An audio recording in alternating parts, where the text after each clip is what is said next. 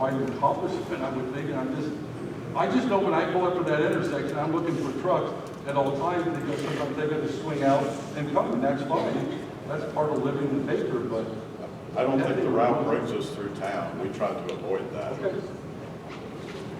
Yes, ma'am. Good morning. I do have another engagement here, so I wanted to get my question out quickly, and I think it speaks more to the security team. You mentioned how the security might unfold and that you have contractors requesting to check to exclude people who have already had offenses on their record.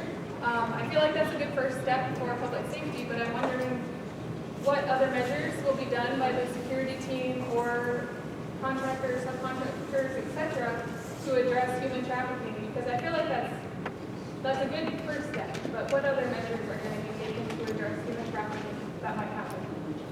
Well, I think some of the things we talked about as far as even the access to the camp, how all that has to be verified through the employer.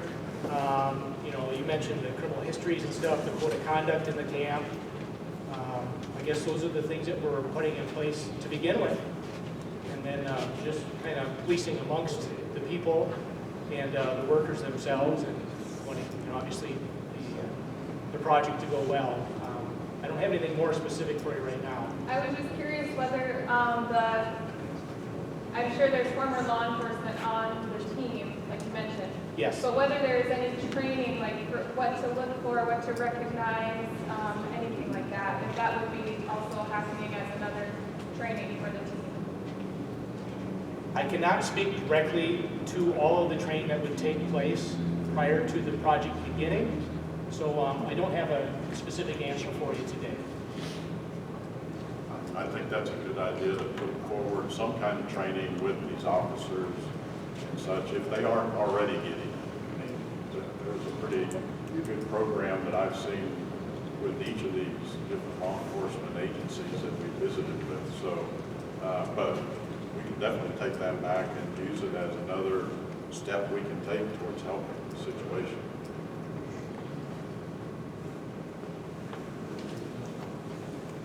Other questions? Y'all are going to be that easy on me? Yes. Sorry, just one quick question.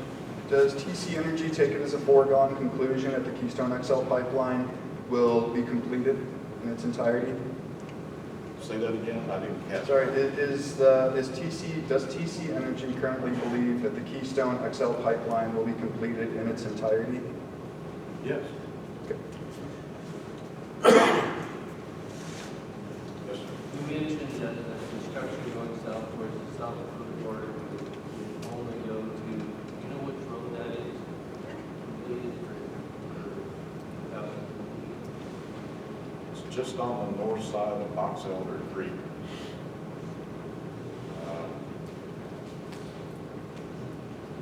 I actually think it's a construction access road from that landowner down there. So it's not actually a public road, it's a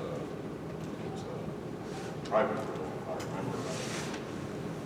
But it's about 2 miles from the border as the pipeline goes. We have to, in the construction on that last little piece of it in Montana would be next summer.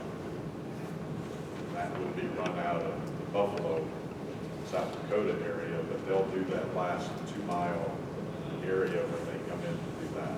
coming from the south then? They'll start at that point working south. But all the pipe and everything will come from that direction.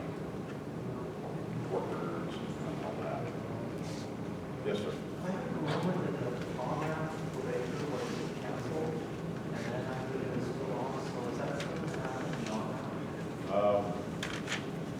I know it's still in the negotiations phase, but I'm not aware of the finalization yet.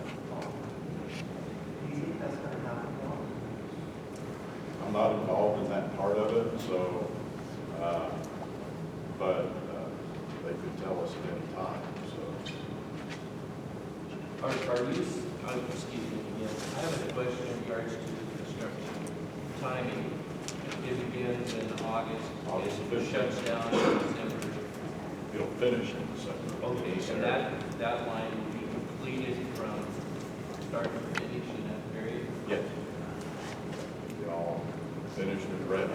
We may have to do a little bit of cleanup in the spring, because when you plant seed after about October the 15th, it's not going to take very well. So we'll kind of winterize that area and then come back in the spring and replant. And so it will be coming from north to south, with Yes. finishing on the south end against that access road. Yes. And that would, so the pipe and the berms will all go away should be by December 15th. Yes. Correct. It's about 43 miles of construction.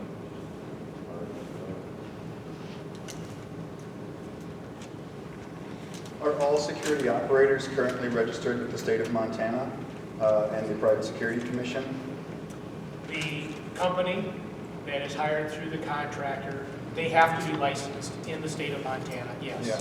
I asked that question because previously at some other pipeline construction sites, security contractors were not registered with their local states. I'm wondering if that dynamic is playing out here as well, or if all contractors are on the radar. Very good question. We do know of the necessity by state statute that they have to be licensed in the state of Montana, and so that is very well spelled out in our specifications for the contracts, is that they have to have that verification of licensure.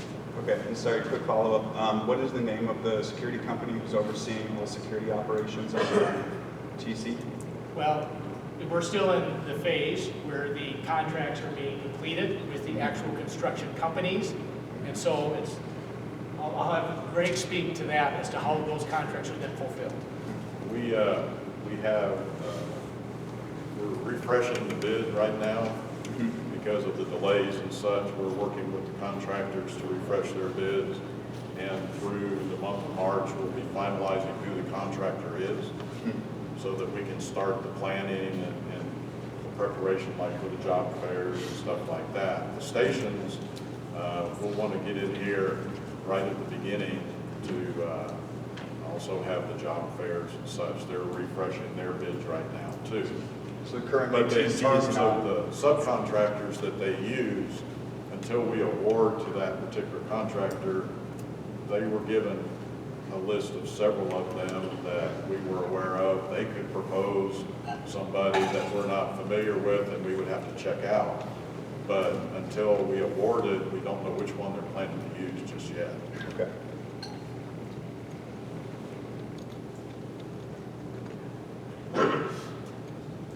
Other questions? They're way smarter than me, and if you don't ask them today, you get me for a while, so. If there are any landowners here that have questions, please come get with me and I'd be happy to answer anything. Or if you're not a landowner, you just have a question. And likewise, we're here after the meeting. If you just had a one-on-one question you wanted to ask, we'll be more than happy to stay and answer those questions. And, I just wanted to say we truly do appreciate you taking your time out this morning to be here. I know some of you may have had to take off work and such as that, but we do appreciate you being here and taking an interest in us, and we hope to be your good neighbors as we continue on with this. So, Yeah, so two last things. Again, I want to echo what Greg said. Thank you very much for coming out. It's really great to see all these people here. Please share the news with your friends that you learned today. I live here in Montana, so it's just a quick visit for me. If anyone has any other questions or an event that's going on, like a sponsor, we do all kinds of community investments. I've been working here in Baker with some different folks as well as the chamber. So come get me if you'd like to hear about our grant opportunities. And two, we do have scholarship opportunities available. 3 different kind of scholarships with lots of different opportunities within those. So that goes to any Baker high school student or anyone who's graduated from Baker and is currently in college. With that, I want to thank you again and have a great day.